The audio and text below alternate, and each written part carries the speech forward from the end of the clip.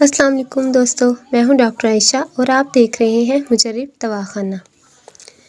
آج میں آپ کو پاؤں پہ چنبل کا علاج بتاؤں گی۔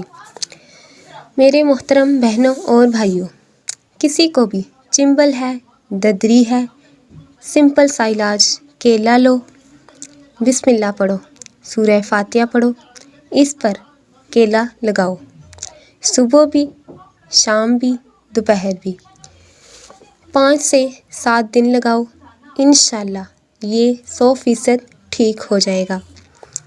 میرے محترم بہنوں اور بھائیوں، جو چاہتے ہیں کہ کبھی پیروں سے بدبو نہ آئے، آپ ایک چھوٹا سا کام کرو، یہ پیر دو اور جو برف ہوتی ہے، برف کو اپنے پیروں کے اوپر مار لو۔ یہ جو آئس برف، اس کو ایک دفعہ پیروں پر مار لو۔ کچھ لوگ کہتے ہیں کہ سردی ہے۔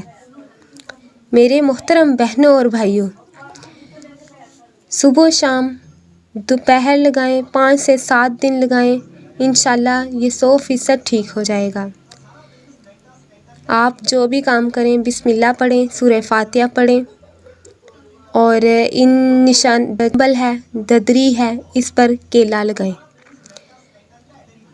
میرے محترم اور بھائیوں، اگر آتے ہیں آپ کے پیر بدبو نہ آئے تو آپ ایک چھوٹا سا کام کریں گے، جو برف ہوتی ہے ان کو پیروں کے اوپر مار لیں۔